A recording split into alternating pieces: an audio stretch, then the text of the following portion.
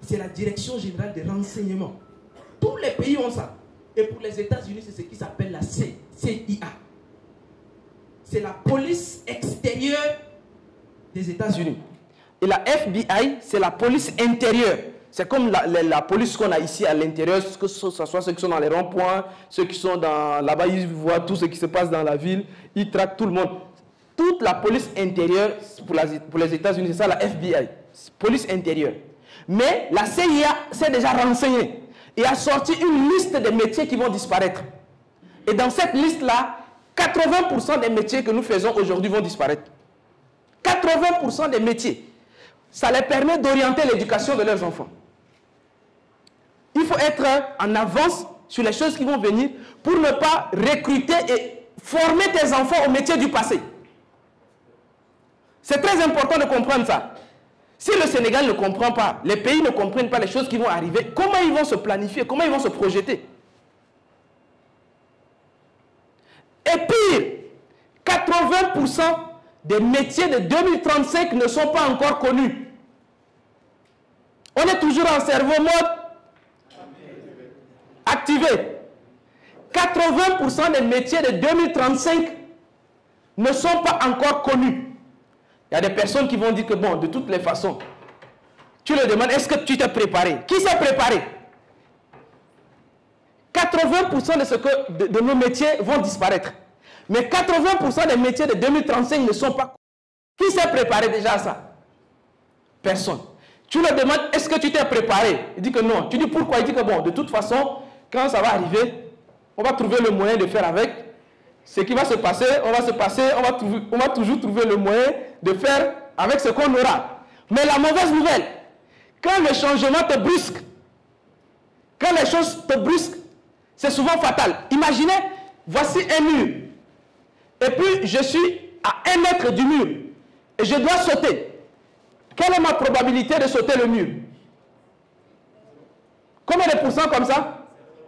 Peut-être, bon, ok, 0%. Si je suis ici, quelle est ma probabilité de sauter? 3%. Si je suis ici, quelle est ma probabilité de sauter? Vous voyez? Plus quand le danger est loin, plus tu as la probabilité de t'en sortir. Malheureusement, il y a des personnes qui vont attendre. Le danger va s'approcher. Les années passent. Le danger va... Et puis, ils vont se retrouver nez à nez. C'est comme la plupart des salariés qui se disent que non, je vais commencer à préparer ma retraite à 50 ans. Danger. Parce que tu n'as plus assez de temps. C'est ça la réalité du nouveau monde. C'est ça les vraies réalités qu'il faut que, en tant que jeune, vous compreniez où va le monde et de vous pouvoir vous positionner. Mais ça, je suis en train de parler de l'économie de la connaissance. Deuxième aspect à prendre en compte. La plupart des personnes qui se sont enrichies là, que ce soit dans les territoires, peu importe, il y a une réalité maintenant, vous pouvez m'amener ça? Il y a une réalité maintenant très très importante qui va traverser tous les âges. Et soyez prêts. Il y a une réalité maintenant qui va traverser tous les âges. À part que les connaissances, la manière de gagner de l'argent, les domaines d'activité dans lesquels les gens se sont fait fortune, les domaines évoluent. Pour ça, est-ce qu'on est conscient de ça? Est-ce qu'on est conscient? Est-ce qu'on est conscient de ça d'abord? Au-delà de ça, il y a une deuxième réalité.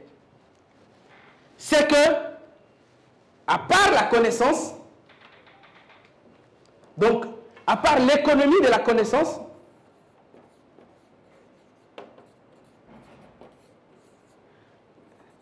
il y a le réseau. Ces choses que beaucoup de personnes, ces deux choses-là, si c'est une moyenne et que tu as sous-moyenne dedans, peu importe les notes que tu vas avoir dans les autres domaines de la vie, tu auras toujours sous-moyenne dans la vie. Si on suppose que la vie, c'est 10 matières, Je ne sais pas si vous comprenez ce que je suis en train de dire. C'est 10 matières. Et puis tu as sous-moyenne ici. Tu as sous-moyenne ici. Même si coefficient 1, coefficient 1. Et les autres, la coefficient 10, 10, 10, 10, 10. Si tu as sous-moyenne dans les deux là, tu as sous-moyenne dans la vie de façon générale. Toutes ces personnes, en fait, ils ont développé le réseau. Ça nous a été démontré encore avant-hier par l'élection de Donald Trump. On a tous vécu ça, non? On a tous vécu ça. On a vu derrière Donald Trump des Kanye West. Qui encore? Ça ment pas. Dès le jour où j'ai vu Elon Musk monter par les... J'ai dit non, c'est fini. C'est pas possible. C'est-à-dire qu'il n'y a plus de concurrence. Même si on prend Poutine, on le met avec Emmanuel Macron, tous derrière Kamala Harris là. Parce que, est-ce que vous connaissez la fortune de Elon Musk? La fortune de Elon Musk, c'est le budget du Maroc, plus le budget du Sénégal, plus le budget de la Côte d'Ivoire, plus le budget du Cameroun, plus le budget du Gabon. C'est ça sa fortune. C'est-à-dire qu'il peut payer tous les fonctionnaires sénégalais, là, du président de la République jusqu'au vigile.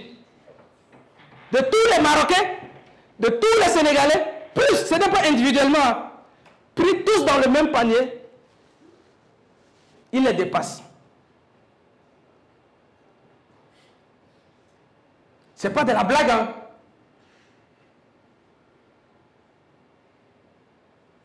Quelqu'un comme ça, quand je l'ai vu derrière Donald Trump, je dis que non, le combat est plié. Parce que c'est le réseau. En fait, quelque chose de très puissant que tout le monde, là où vous êtes arrivé dans votre vie, le compte bancaire que vous avez, je ne sais pas, est-ce qu'il y a des gens qui ont un compte bancaire ici? Mais le niveau de Orange Money et puis de Wave que vous avez dans votre téléphone, c'est déterminé d'abord à 60% par vos contacts. Je vais encore aller plus loin. Les 10 dernières personnes qui vous ont appelé ou bien que vous avez appelé, ça ce sont vos contacts. Si on fait la moyenne d'argent qu'ils ont dans leur compte bancaire, toi tu peux pas être plus que ça. Que tu l'acceptes ou pas.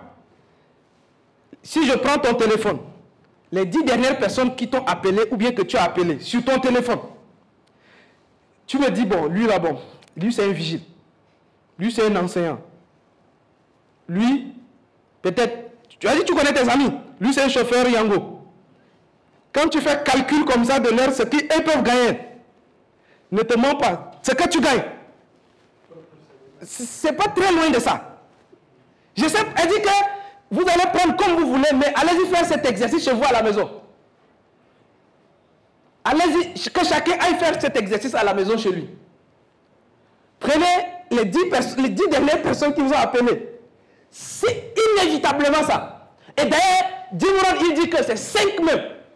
Il dit que vous êtes même la moyenne. C'est même pas 10. Des 5 seulement. Même les 5 là, ça suffit. Les 5 derniers appels que tu as reçus, que tu as émis là, ton argent tourne autour de la moyenne de ces personnes-là. Et là où tu es arrivé, c'est les personnes que tu as connues il y a 5 ans qui t'ont amené là où tu es. Et les personnes que tu vas connaître aujourd'hui, c'est eux qui vont déterminer là où tu seras dans 5 ans. Voilà pourquoi on insiste sur le fait que si vous avez un mauvais réseau, on peut définir et puis déduire à peu près dans 5 ans où ça peut te trouver. J'avais dit ça à un ami lorsque je démissionnais. J'ai observé dans là où je travaille. Les seules personnes qui gagnent 2 millions, c'était le vice-président. C'est-à-dire que des gars de là où je travaille, beaucoup ils connaissent. Donc quand j'ai analysé ça, et moi je gagne ça, dans 5 ans, si tu restes là, ce que tu vas gagner ne pourra pas être au-delà de ça. Ce n'est pas possible. Si tu veux là, prends le salaire de tous tes collègues. Fais la moyenne. Dans 5 ans, tu ne peux pas dépasser ces montants-là par mois. C'est pas possible. Prenez comme vous voulez. Mais faites l'exercice. Aujourd'hui, je gagne largement au-delà de 10 millions par mois. Mais je sais que si je restais là-bas, ce n'était pas possible. C'est la moyenne. C'est la moyenne.